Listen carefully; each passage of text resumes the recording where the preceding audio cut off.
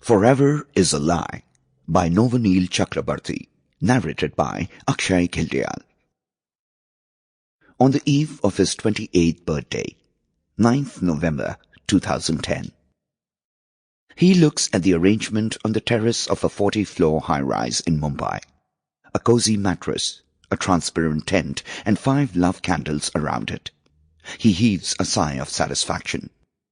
He recently bought the terrace and the floor below it without telling her about it. Tonight, he will turn one of her fantasies into reality. They will make love under the stars. Tonight, he will also realize his 5-year-old dream. He will ask her to marry him the moment the clock strikes 12, on the eve of his 28th birthday. He has never been happier. She is attending a corporate training program, which is due to end in an hour at a resort in Lonavala. She has checked her watch at least 10 times in the last 5 minutes. Time seems not to be at its usual pace today. She does a quick mental math for the umpteenth time. 5 more minutes for the training session to get over. 2 minutes to greet everyone, say goodbye, another 2 minutes to hit the highway, and then a couple of hours to reach Mumbai if there's no untoward traffic. She has already asked her friend, an expert at baking, to make his favorite blueberry cheesecake. She has already asked her friend, an expert at baking, to make his favorite blueberry cheesecake. She will make a detour after she reaches Mumbai to collect the cake, which will not take more than half an hour. She will reach his place by 10 p.m. Good, she tells herself, and checks her watch yet another time. The tent is right in the middle of the terrace. He places the smooth white mattress inside and puts a soft blanket over it. The air has just the right amount of chill, which makes him crave for her. For a moment, he can almost see the two of them becoming one inside the tent. He snaps out of the tempting reverie and readjusts the position of the candles. Tonight should be the perfect night.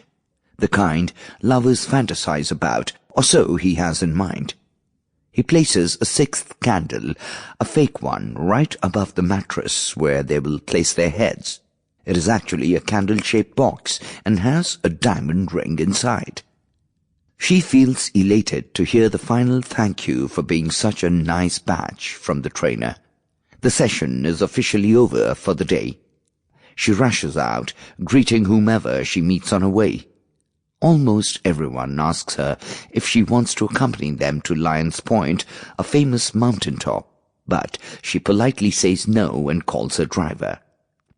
Satisfied with the preparation on the terrace, he makes his way to the flat and heads straight into the kitchen.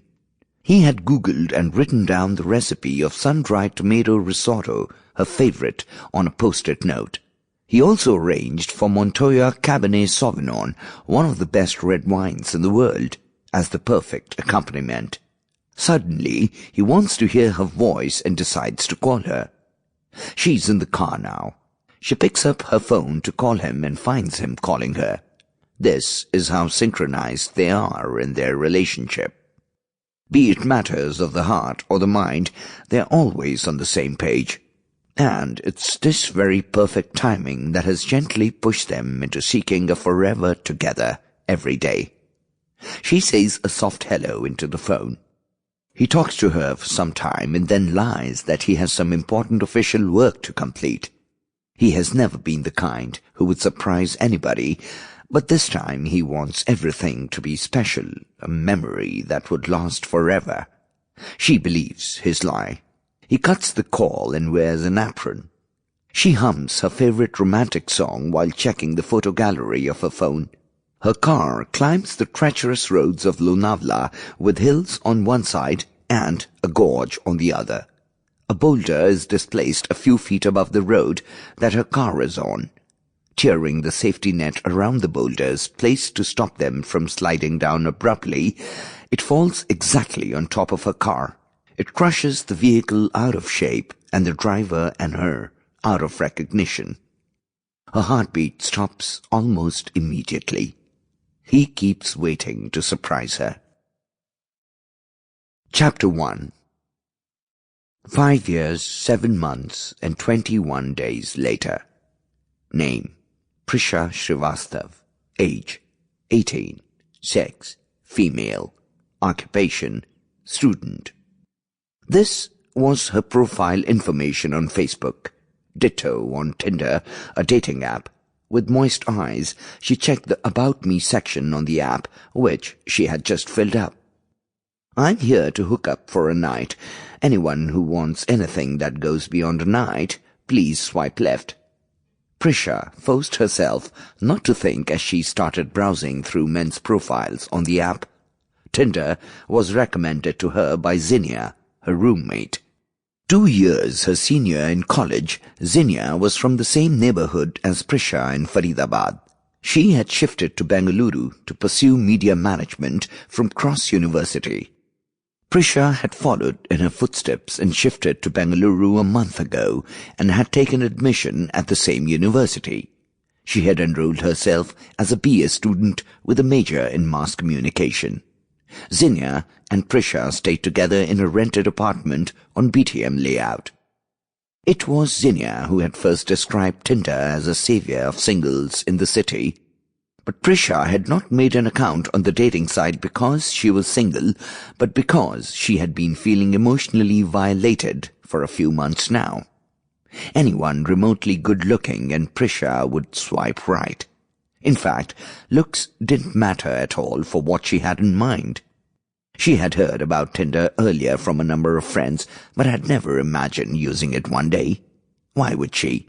She had been in a committed relationship since she had turned 13, until 2 months ago when she had stepped into her penultimate teenage year. In all these years, there had been only one boy she was doggedly, single-mindedly, and with utmost sincerity committed to. Utkarsh Arora had wooed her for an entire summer vacation before she had finally said yes. She was in class 7 and he was in class 10. Love, then, was an alien feeling. It slowly turned real as they gave it time. And just when Prisha had started believing that there could be no one better than Utkarsh, he let her down. She had invited him to a family function. It was a dream to see her boyfriend enjoy with her family and cousins. Everyone had approved of him. 3 weeks later, she had noticed that Utkarsh's Facebook relationship status had changed from in a relationship with Prisha Srivastav to in a relationship with Shelly Srivastav. Shelly was her cousin and 2 years older than her. Prisha demanded an explanation, but all Utkarsh said was that he was now in love with Shelly. Now, is love a prisoner of time? Not only did Utkarsh did not give her any plausible explanation, but he repeatedly dodged her calls and then blocked her on social media and on his phone. When she turned to Shelly for an answer, she simply said, "He loves me, not you." At 18, when one's world collapses, it also brings down with it the beliefs one has grown up on.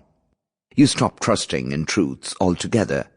You start believing that a truth is nothing but an illusion. Some call it the loss of innocence. It is then that people start giving in to the collective lies that makes everyone sorted adults. Prisha's attempt at creating a Tinder profile was proof enough that she had given it to it as well. Love, Prisha concluded within a month of her breakup, was a fallacy. Lust was real, the body was real, and henceforth she would get real too, even if it meant living a life she didn't believe in. 7 hours after she had made her Tinder profile, there were 13 matches. When Zinnia came back from college, Prisha gave the phone to her. "I think this dude looks cute. What do you think?" Zinnia said, looking at the 5th match. Prisha couldn't care less. Zinnia chatted with the guy on Prisha's behalf and in no time fixed a date later in the night at Harry's in Koramangala. Zinnia knew Prisha's story, but she wasn't the one who had given her the idea of a one-night stand. It was something Prisha had inquired herself when Zinnia kept ranting about some guy who went by the name the Mean Monster in the Bangalore party circuit. Mean because he was infamous for his edging technique, a method by which orgasm could be delayed, pushing the body to feel pleasure like never before, and monster because what he carried Sample complete.